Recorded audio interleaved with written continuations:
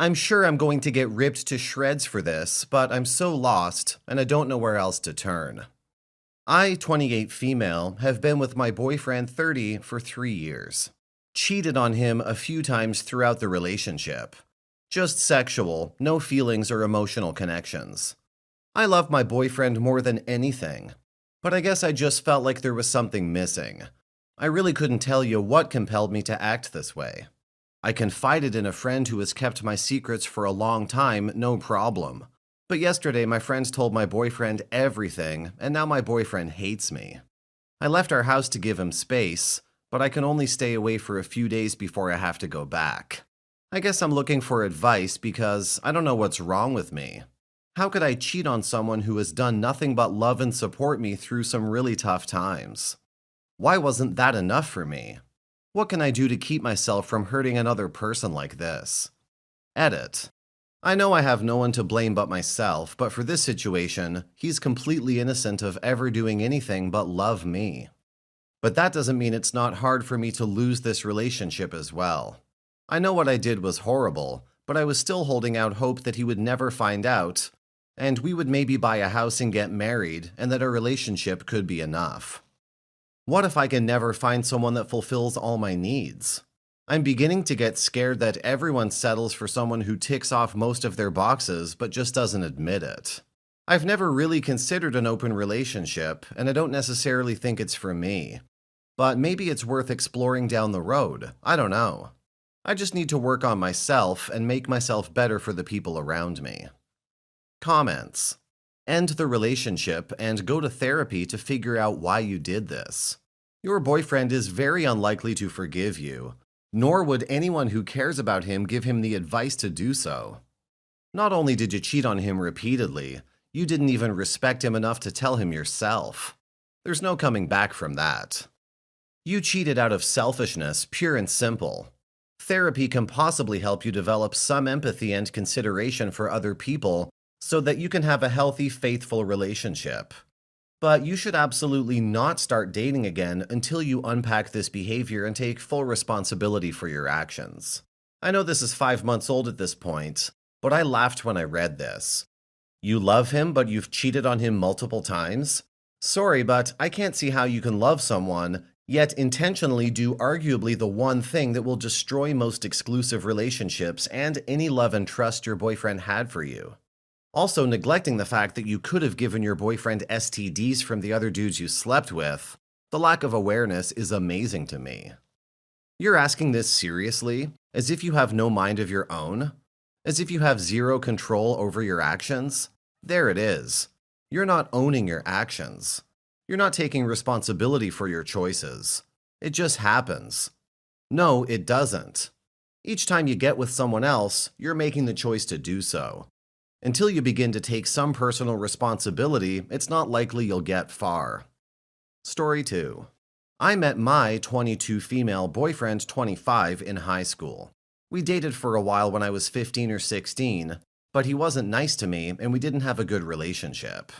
Breaking up with me often but saying I couldn't be with anyone else. Often making fun of me, saying he was only with me as a placeholder, etc. After a year of on-off dating, we broke up for good until I was 19. I was in a bad place mentally.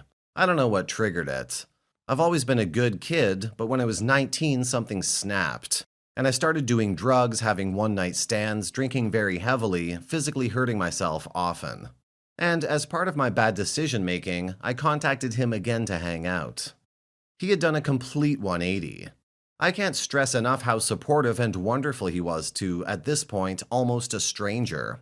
A very mentally unhealthy stranger. With his unending help and support, I don't know how or why, but I was mature and responsible and mentally healthy after a couple months. We started dating. We've been living together pretty much since we started dating again. It's been wonderful. Things were going really well until December 2019 when my dad died in an accident. Everyone thought I was handling the situation really well.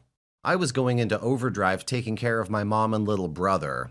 I never took off work or school. I had finals the same day as his funeral and still took care of things at home. My screw-ups, all within a month span in March 2020. 1. For the first few months after my dad died, I felt no emotion except for anger and a devastation I've never felt before. My only concern was for my mom, brother, uncle, and grandpa. I told my boyfriend I didn't know if we were going to make it through this. I had nothing left to give to him emotionally after driving 2 hours round trip every day to take care of my family, while I was working full-time and going to school. I told him we should probably break up for his own good. If we were ever going to break up, now would be the time when I didn't feel anything. We didn't break up because he said he was going to be there for me no matter what. And the only way we were going to break up is if it was because I personally wanted to break up, and I didn't. When the pandemic hit hard in my area in March, I started working at a Walmart. I made a friend, Jay, 23 male. He became a really close friend really quickly since we were always assigned shifts together. We always had lunch in my car. With money tight and the pandemic, hiking was the only activity where I wasn't actively thinking about my dad. I hated being at home during this time. My boyfriend hates hiking and refused to come with me. I don't like hiking alone and don't know anyone else who enjoys hiking, so I went hiking with Jay. I was always clear about my friendship with Jay and asked my boyfriend to tell me if he was ever uncomfortable. I liked talking to Jay because he seemed to understand what I was going through with my dad.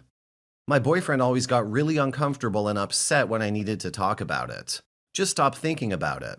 My boyfriend wasn't mean about it, it's just not what I needed to hear. Around this time, Jay told me he had feelings for me.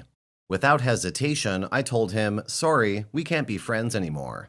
Unfriended him on Facebook and sent the screenshots to my boyfriend to just let him know the situation. Then I texted my friend, Jay has been there for me, my boyfriend hasn't. I don't know. Should I be with Jay? I feel effing gross thinking about that now. I immediately texted her again that I don't know what I was thinking. Obviously not. I didn't have feelings for Jay. I think I just truly enjoyed the attention, which isn't okay. This is a screw-up because of that text. I don't know if this is emotional cheating. I feel sick when I think about it. A week after I unfriended him and we no longer worked together, he messaged me that he was sorry to be asking me this, but he had no other friends to ask, which is true. He had gotten into a car accident and needed a ride to work in the mornings. With my boyfriend's permission, I would get up at 4 a.m. and give him a ride to work in the mornings, but nothing else. At this point, I really knew there were zero feelings. 3. The big screw-up. My only other supportive friend during this time was S, 25 female. S is a lesbian, which I didn't think had any impact on a relationship. The J thing really fried my brain. She asked if I wanted to come over and talk about it. I hadn't drank at all since my mental breakdown. I'm not sure what else to call it in 2016-2017. But I drank. About 3 hours into drinking to the point where I couldn't stand, she was talking about how nobody would ever be attracted to her. I kissed her. We kissed for around 30 seconds when I pushed her away and ran outside crying. I went home. I blacked out. I have zero memory after running out of her house. I got home to my sleeping boyfriend, and according to him, I woke him up sobbing uncontrollably, told him he needed to break up with me because I cheated on him, and sobbed myself to sleep in the hallway while screaming I was so effing sorry. What my boyfriend did the next day is why I can't emphasize enough that he's the most compassionate, kind soul I think I may ever meet. He knew I was giving rides to Jay in the mornings, and knew I definitely wasn't going to be sober or conscious to give Jay a ride. So a few hours after I came home an effing mess, he messaged Jay to tell him he would be giving him a ride that morning. He got up at 4 a.m. like I normally did and gave Jay a ride to work. When I sobered up from the worst hangover I have ever had the next day, I blocked S and told Jay I'm sorry, but he needs to find a new ride, and blocked him. My boyfriend wasn't mad at me. I told him that whatever I said when I was messed up, I still meant. I told him he had to break up with me. I could never forgive myself for kissing S. He said he honestly would if it weren't for the fact that this is the only real emotion I had showed since my dad died.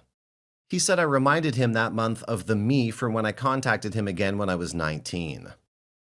Ever since the day after I kissed S, our relationship has 100% gone back to normal. It's like I snapped out of something.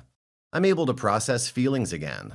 It's been almost a year since March 2020, and we're talking about getting married.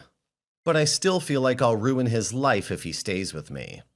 It feels like a waste that this amazing person is with someone who would do that to him, both emotionally cheat and physically kiss someone else. It will clearly never happen again. It honestly makes me physically ill thinking about it. He says he really doesn't think about it and it doesn't impact our relationship. I can't shake off the guilt. I don't know. Advice? Opinions? Comments. Get some therapy, yo. I'm very sorry for your loss, but don't let it and grief be an accelerant to using substances in order to cope. While drink and grief isn't an excuse to cheat, J and S are shitty people who just look to take advantage of you while you may not have been all there. You could always do more to make yourself feel like you're making it. Breakfast surprises, tell him to have a good day. If you're feeling like he can do better, that's because you feel like you're not putting as much as he is in the relationship. Just be the best you can be is all you can do.